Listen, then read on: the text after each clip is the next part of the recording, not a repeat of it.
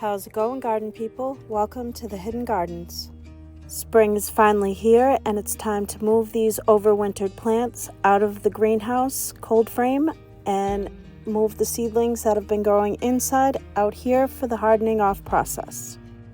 Last year was a rough year, so a lot of these plants never got a chance to get out and find their forever homes in the garden spaces. So hopefully this year we're going to find a home for all or at least most of these plants.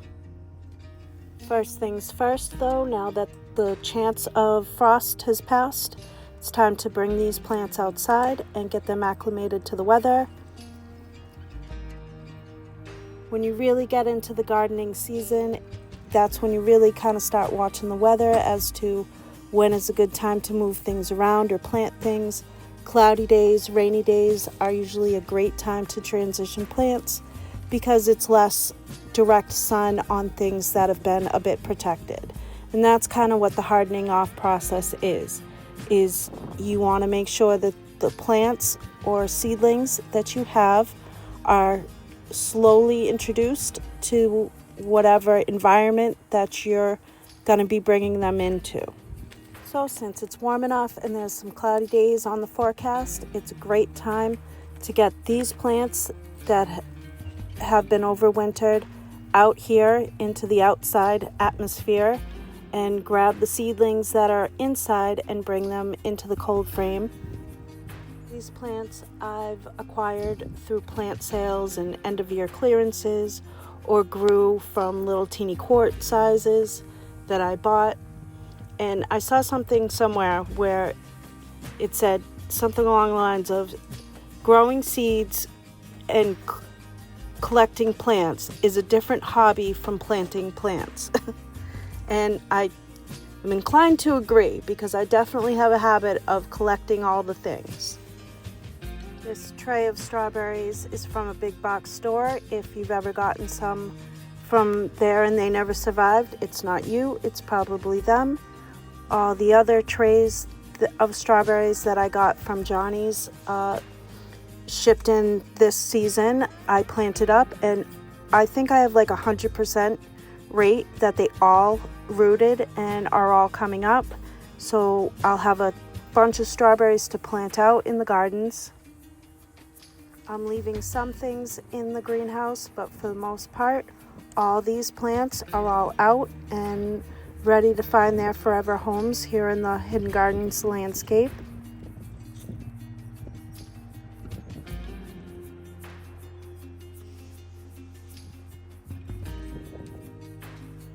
Again, keeping an eye on the weather. For the hardening off process, you're supposed to slowly acclimate them an hour or two here. First day, 2 to 3 hours to 4 hours the next day, and so on until you finally have the plants and seedlings out all day. I, however, take full advantage of my cold frame greenhouse, and I take all my seedlings out when it's about to be cloudy and bring them right on out there and call it a day. I've had pretty good success rate by doing this, but I do try to match temperatures when I'm moving things in from the house to out here.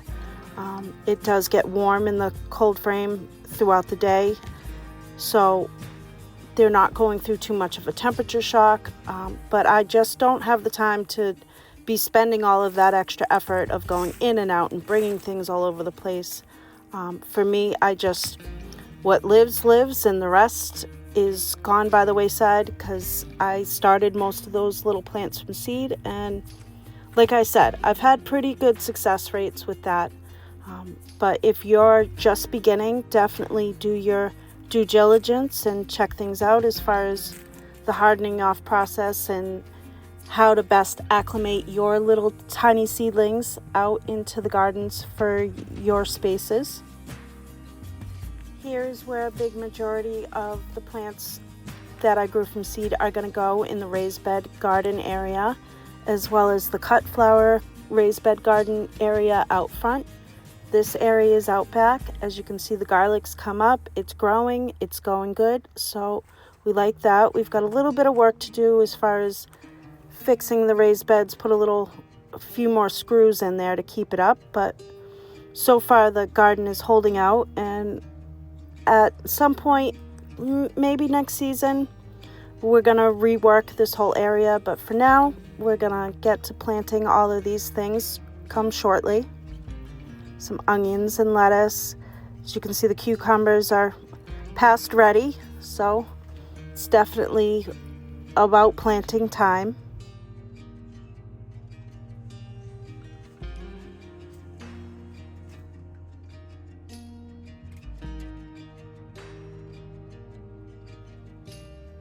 From seed, I have a lot of cut flowers to go in the cut flower area so that maybe I can put together a bunch of beautiful bouquets and sell down at the shop this summer. I've got a bunch of annuals as well that I'll plant throughout the hidden gardens in different spots. And I did start a few perennials also. And of course, vegetables to go out into the raised bed garden area. Starting plants from seed is definitely its own garden path in one's gardening journey. Definitely a fun one for me. I enjoy it. All these strawberries are doing well. That's always fun, is potting up a bunch of bare root plants and then they're all doing well, so that's great. All the daffodils that I planted in this area are all coming up spectacularly, and I'm so thrilled about that. And as you can see, it's time to prep these beds, and this is where all the cut flowers that I'm going to grow, or at least the majority of them, are all going to go in this space here. Before the winter hit, I filled these beds with a mixture of compost and loam, a garden mix, a bulk mix. So now I'm going to add just a little bit of raised bed mix and compost. And as you can see, this star magnolia is finally blooming. Spring is definitely here.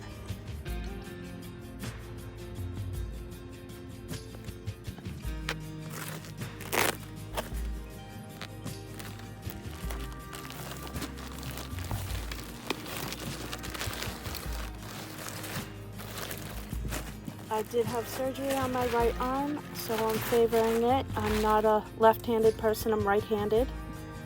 So if you see me kind of favoring my right arm, that's why. I'm still trying to heal. But for me, it's a therapy of sorts to get out here and get things done and enjoy things, as well as hopefully, like I said, this summer, I'll be able to put a bunch of bouquets together to sell down at the shop. Though getting these beds prepared and ready is definitely the first step towards anything, and I use about 1 bag of the raised bed mix to about a half a bag of compost, and I mix that all together, and that should give the cut flowers a nice base to grow in and hopefully produce some really pretty blooms.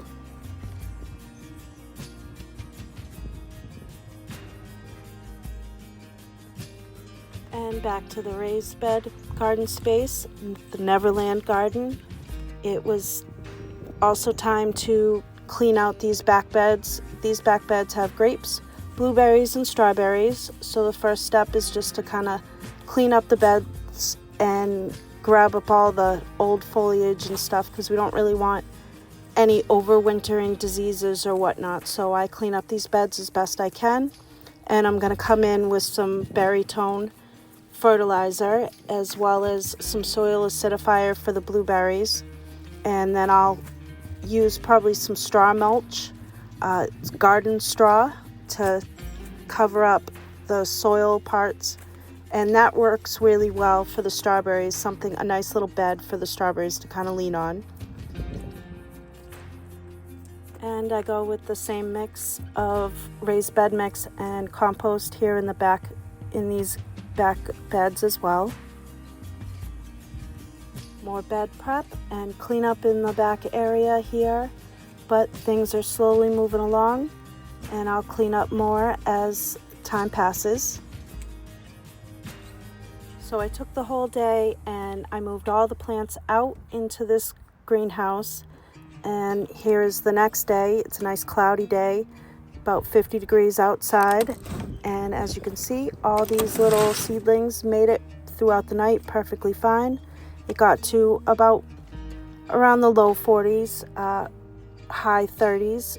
So they're all doing well and nice and protected in here. And as soon as there's another small streak of cloudiness, I'll slowly start to harden all these seedlings out and plant some things out. Some of the lettuce and the onions are pretty much ready to go out into the raised bed, so I'll be planting those shortly.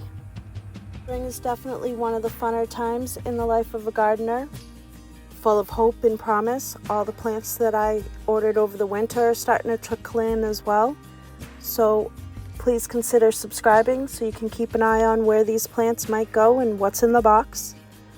And I hope that this video inspires you to continue along on your gardening journey, whatever that looks like for you. And thank you for coming along on mine.